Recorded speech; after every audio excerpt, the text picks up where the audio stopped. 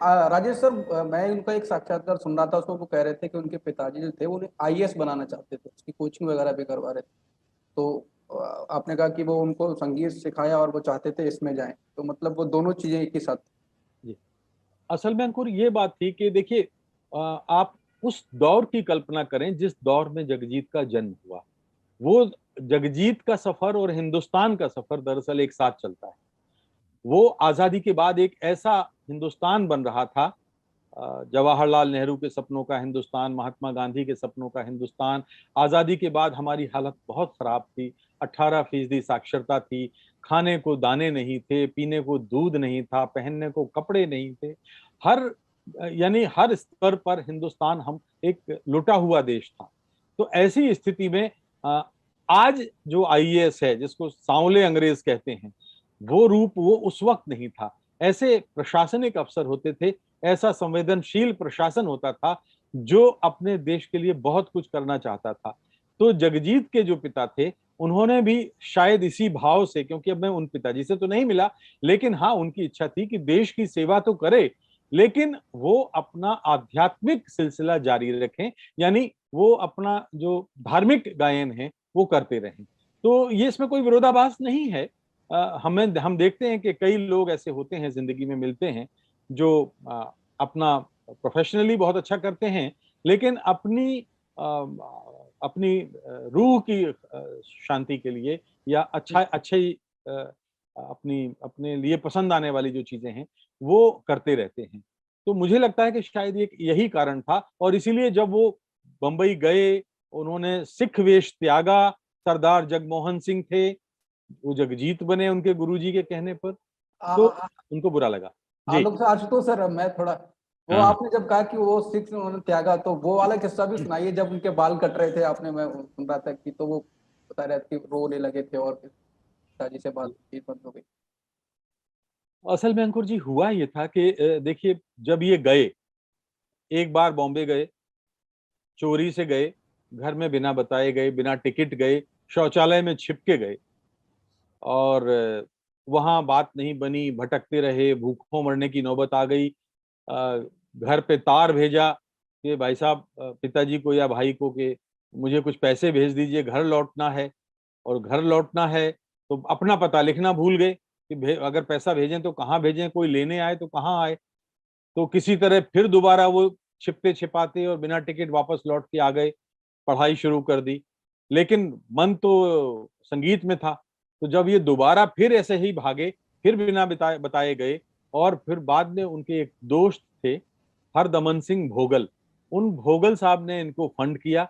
उस दौर में सोचिए, हर महीने मनी ऑर्डर भेजते थे। तो जब वहां उनको उनके पैर जमने लगे, तो एचएमवी ने उनको एक अवसर दिया, और उनका जो पहला रिकॉर्ड आया, उस रिकॉर्ड के उस समय, उस दौर एक ऐसा दौर था कि जब ये भरोसा नहीं होता था कि एक जो सिख है वो सिख वेश में कोई गजल भी गा सकता है, कोई सिख गजल भी गा सकता है।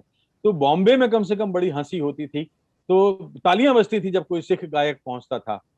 तो एचएमवी के लोगों ने कहा कि भाई ऐसा है कि अब हमें रिकॉर्ड के कवर पर तुम्हारी तस्वीर छापनी है, तो आप, लेकिन हम सिख वेश वाली नहीं छापेंगे। अब ये धर्म संकट में कि करें तो क्या करें। पिताजी को बताते हैं तो नाराज होंगे, घर से नाता टूट जाएगा, कैसे जाएं। और कई दिनों तक कश्मकश वो चलती रही, और अंततः उन्होंने फैसला किया कि जिस वजह से बंबई आए हैं वो भी एक पूजा है, कर्म ही पूजा, वर्क इज वर्शिप।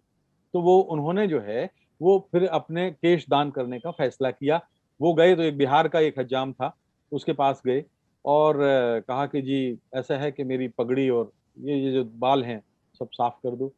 तो हज उस वो दौर ऐसा था, मतलब 60 के दशक में कोई कल्पना नहीं कर सकता था कि कोई सिख ऐसा करेगा। तो हज्जाम ने 2 बार पूछा घर वालों से, नौजवान थे, घर वालों से पूछ लिया है ना। तो उन्होंने कहा हाँ जी पूछ लिया है, सब कुछ हो गया है। तो फिर भी उसने एक बार और पूछा, तो नहीं माने। तो फिर उसने बेमन से, उस देखिए हज्जाम ने जी। इनके बाल कतरने शुरू किए। अब हुआ ये कि ये उधर बाल कतरे और वो इनके आंसू बहते जाएं और लुढ़क के उनके कपड़े पे गिरते जाएं। तो कारण ये था कि देखिए बहुत आसान नहीं होता है, जिस बचपन के जिन संस्कारों में हम पले बढ़े होते हैं, आध्यात्मिक और धार्मिक जड़ें हमारे अंदर बहुत गहरे होती हैं, तो जब वो टूटती हैं, दरकती हैं, चटकती हैं, तो बहुत तकलीफ होती है। तो जब हज्जाम ने सब ये कर दिया तो पूछा कि भाई तुम जब रो रहे हो, तुम्हें इतनी तकलीफ थी तो तुमने ये किया क्यों? तो जगजीत ने कहा कि बाबू तुम समझ नहीं पाओगे, ये मैं ही जानता हूँ। फिर उन्होंने अपने भाई को चिट्ठी लिखी। तब तक उन्होंने बताया नहीं था कि मैंने बाल कटा दिए हैं, और उन्होंने चिट्ठी लिखी कि भाई ऐसा है, बंबई में ऐसे ऐसे है और एक सिख को लोग पसंद नहीं करते। तो भाई, बड़े भाई ने कहा कि देखो तुम पिताजी को जानते हो और ये ठीक नहीं है, तुम अगर कटाना चाहोगे तो फिर देखो भाई से पिताजी की नाराजगी मोल लेगी, मैं तो चलो किसी तरह खुद को समझा लूंगा। भाई, बड़े भाई उनके आज भी जीवित हैं, जयपुर में रहते हैं, वो उनके एक मेंटोर थे। तो जगजीत ने फिर दोबारा लिखा कि भाई साहब ये तो मैं कर चुका हूं। तो जब उनके पिताजी को खबर लगी तो 3 दिन उन्होंने खाना नहीं खाया, घर से बाहर नहीं निकले, कमरे में बंद रोते रहे और कई वर्षों तक जगजीत से बात नहीं की। तो ये एक सिलसिला था। लेकिन जब जगजीत आसमान पे छा गया, जब सारे जग को जीतने की दिशा में वो बढ़ गया, तब उनको भी गर्व होने लगा था, क्योंकि रेडियो सिलोन से लेकर और आकाशवाणी पर और जगह जगह उनके रिकॉर्ड जब धूम मचाने लगे, तब फिर और पड़ोसी लोग उनकी तारीफ करते थे, तब उन्हें थोड़ा गर्व हुआ। और देखिए तुलसीदास जी ने एक जगह लिखा है रामायण में, उसका अर्थ ये है कि वो पिता कितना भाग्यवान है कि जिसके जीवित रहते उसके पिता की तारीफ सारी दुनिया करे, उसके पुत्र की तारीफ, उसके पुत्र की तारीफ सारी दुनिया करे। तो ये एक ऐसी बात है। और जब पिता के सामने जब तारीफ होने लगी तो बहुत समय लगा उनको अपने मन को समझाने में। उनकी पत्नी ने मनाया, बड़े भाई साहब ने मनाया, समाज ने मनाया, लेकिन कुछ ना कुछ मुझे ऐसा लगता है कि एक खराश थी जो उनके मन में बनी रही। जी राजेश जी, आपने 5 घंटे की उनके साथ आपने डॉक्यूमेंट्री बनाई, फिल्म बनाई, कभी आपने पूछा कि उनको कभी इस बात का मलाल हुआ कि उन्होंने बाल अगर क्यों कटा लिए? कभी ये खलिश थी उनके अंदर? जब ये बिल्कुल आशुतोष, जब उन पर फिल्म बनाई, ये जब सवाल मैंने किया था तब मैं प्रिंट में था, अखबार में था, मैं नवभारत टाइम्स में था उन दिनों। तो जयपुर में एक दोपहर को मैंने ये सवाल किया था। उन्होंने कहा कि भाई मेरे, ये बहुत संवेदनशील मामला है और मैं आपको क्या बताऊं, अगर मैं उनकी अपने केशों की रक्षा करता तो आपसे आज बात नहीं कर रहा होता, मैं जगजीत नहीं होता। ये उन्होंने उत्तर उस वक्त दिया था। क्या उनके अंदर कॉन्फिडेंस नहीं था? आवाज तो वही थी, वो अगर केस होते और केस ना होते तो क्या फर्क पड़ता? नहीं, मैंने आपको बताया ना कि बंबई में उस समय, चूंकि देखिए वो एक नौबत थी, आप एक उस रूप की कल्पना करें कि जब वो सिख हैं तो सारे फिल्मी कलाकार, वहीदा रहमान, राज कपूर और तमाम बड़े बड़े स्टार, दिलीप कुमार, राजेंद्र कुमार, उनकी महफिलों में जाते थे, गले में हारमोनियम लटका के जाते थे, सिख वेश में थे, पग और बढ़िया गाना गाते थे, शानदार गजलें गाते थे, किशोर कुमार के गाने गाते थे, सहगल के गाने गाते थे, रफी के गाने गाते थे। तो उन गानों को गाया करते थे और लोग उनकी महफिलों में डांस करते थे, लेकिन उनको मौका नहीं देते थे, अवसर नहीं मिला। लोग तारीफ करते रहे लेकिन अवसर नहीं मिला।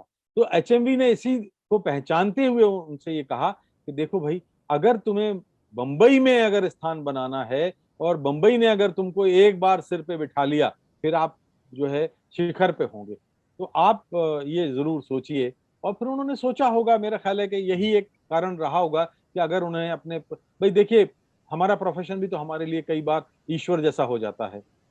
तो सिख वेश और एक तरफ हमारा कर्म जो ईश्वर है, मुझे लगता है वो द्वंद्व उनके यहाँ काफी चला उनके अंदर। और वो है, इस किताब में भी जिक्र किया है, लंबा जिक्र है उनके माता पिता का जो संवाद है, खासतौर पे वो बड़ा, मैं इस किताब की जान मानता हूँ जो संवाद है। जी वो बहुत जबरदस्त है राजेश भाई जो आपने लिखा है। और वो किस्से को यहाँ पूरा सुनाना, फिर पाठक इसको पढ़ेंगे क्यों, फिर सब कुछ यहीं सुन और इस किताब में इतना कुछ है कि यहाँ सुनाया भी नहीं जा सकता है। सत्य हिंदी का ऐप डाउनलोड करें गूगल प्ले स्टोर पर।